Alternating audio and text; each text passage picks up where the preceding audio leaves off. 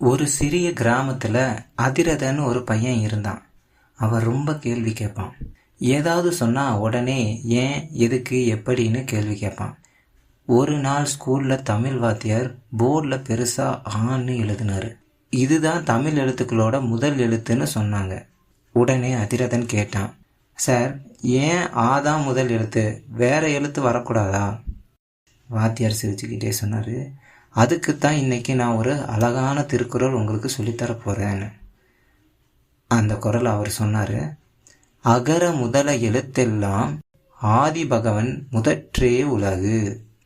எப்படி எல்லா எழுத்துக்களும் ஆள தொடங்குதோ அதே மாதிரி இந்த உலகத்துக்கும் ஒரு தொடக்கம் இருக்கு, அதுதான் கடவுள். இதை கேட்டதும் அதிரதான் அமைதியா யோசிச்சான். அப்ப நம்ம செய்யற எல்லா வேலைக்கும் ஒரு நல்ல தொடக்கம் இருக்கணுமா?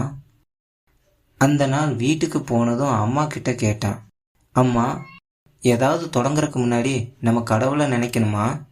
அம்மா சிரிச்சுக்கிட்டே, நினைச்சா மனசு நல்லா இருக்கும், நல்ல மனசுல தொடங்கினா எல்லா வேலையும் நல்லா நடக்கும்னு சொன்னாங்க. அந்த நாள்ல இருந்து அதிரதான் ஒரு சின்ன பழக்கத்தை ஆரம்பிச்சான்.